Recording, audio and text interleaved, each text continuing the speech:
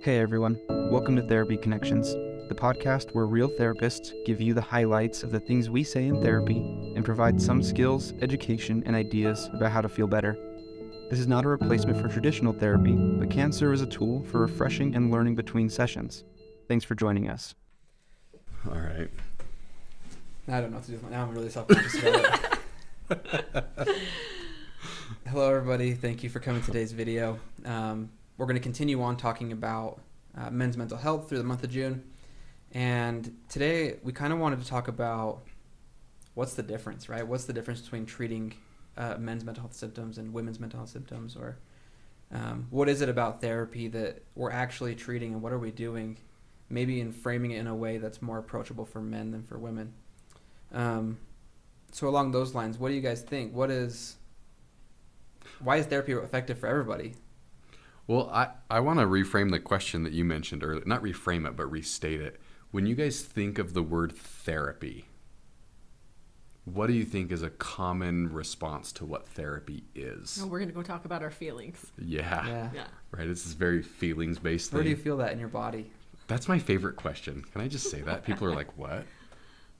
Okay, anything else? Yeah, I think of all this stuff I have in my office. I'm like, maybe I should redecorate because it's like all these kind of like Buddhas and plants and very like it almost comes across, I think, to some people as I don't know, like for lack of a better word, like woohoo, like made up. You know what I mean? Yeah. Yeah, like too touchy-feely. Yeah, and not like really concrete. Mm-hmm. Yeah. So then here's the question. If those are the words that are associated with therapy, is it any question why lots of men are like, because it's not super concrete, right? Yeah. And I think, again, lots of these things are blanket statements, right? But lots of men are like, yeah, I'm not doing touchy-feely, right? Yeah, whereas I bet men and women probably have a similar feeling about getting medication for things. Mm-hmm. Because that seems a little more, that's science, right? That's concrete, that's research proven and all of those kind of things. Uh-huh. Which is interesting, though, because therapy is also research proven, right? Yeah. And it's scientific. Right, and scientific, but a lot of people don't know much about that. Yeah.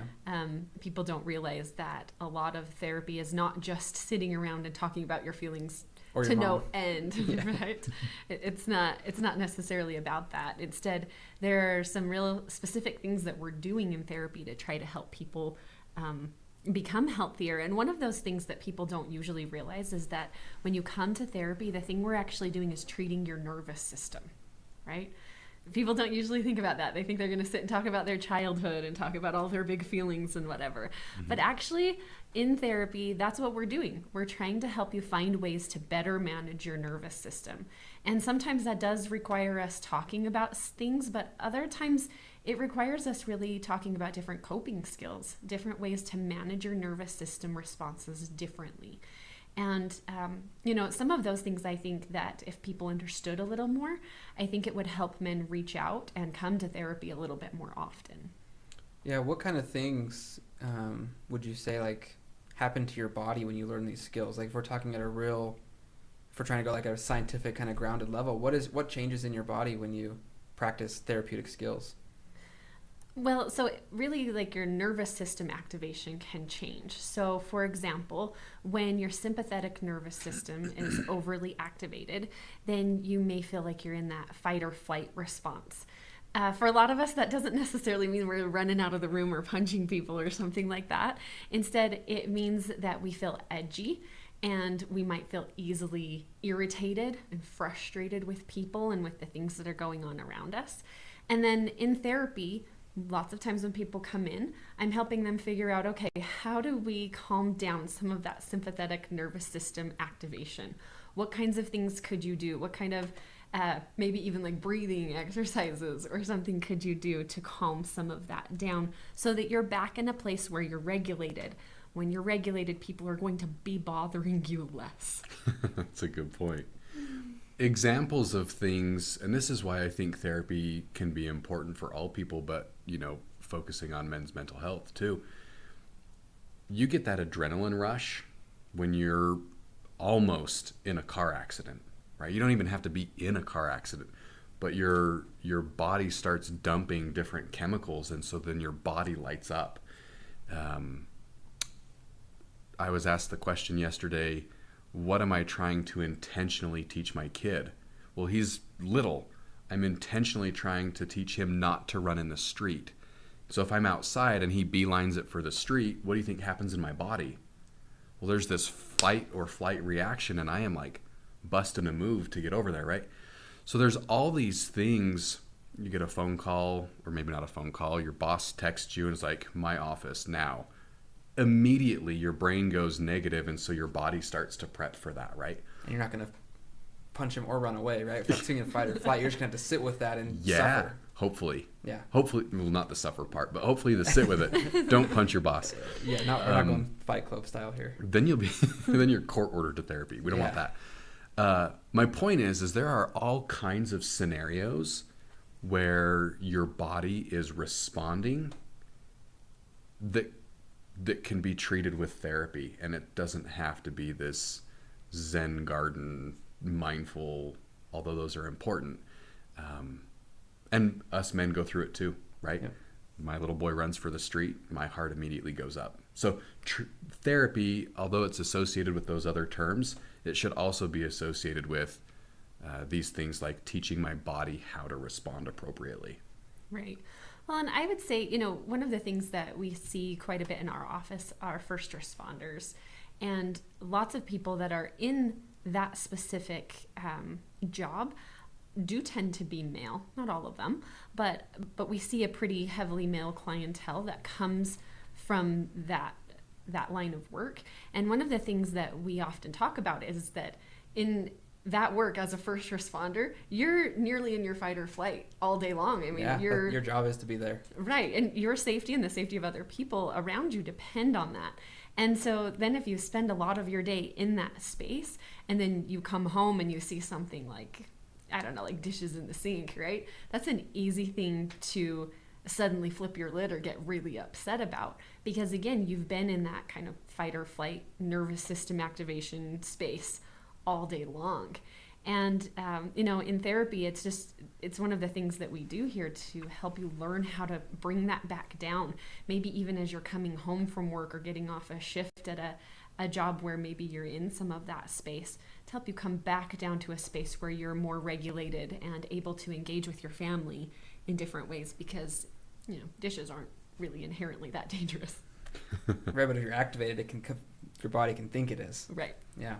Well, little things even. I feel bad about this one, but I'm not a huge fan of loud noises. And as I've tried to be open and share this, my mother-in-law loves to bake cookies, cakes, you name it. But it's to the point now where I've tried to be open enough and share it that when she likes to bake cookies, and then she takes the pan and she slams it on the counter. I guess it flattens them or something, right? I just like secret. Yeah, I like to eat them, Yeah. right? But she very much is like, hey, Josh, I'm going to slam these cookies, right? So all these little things would totally activate my body, and got to find a way to manage it, Yeah. Well, and we've spent a few minutes talking about that fight or flight state. But I think another thing that's important, especially for people to know as we're talking some about your nervous system activation, is that also there's this other kind of activation that's called your dorsal vagal activation. And when that part of your nervous system is activated, that's actually a space where we find ourselves checking out. So this is a space where we might notice either... Well, and I mean, this happens to all people, not just men, right? Yeah. But this is that space that you go into where you sort of start to feel shut down, where it's kind of hard to care about things, and especially some of the things that feel a little trivial around you that are going on or in your life. This might be one of those spaces where, I notice like with my husband, sometimes I'll go to him and start just talking and talking because apparently that's what I do.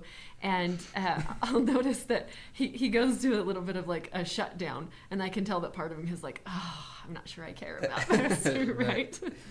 And it is just that part of his nervous system that's sort of kicking in and taking over. And I got to give him props because he does a pretty good job of regulating, even though I'm talking a lot of the time. But once you figure out how to better regulate that, you can be more present with the people in your life, and life can feel more meaningful and more hopeful. But we often get to this place when we're feeling pretty burnt out.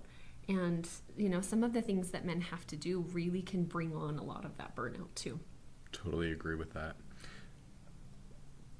I'm totally a TV guy, right? You go home, turn on the TV. How often do we scroll through social media? There's a lot of things that we can do to just mentally check out that we don't recognize that that's what's happening. Yeah. Right.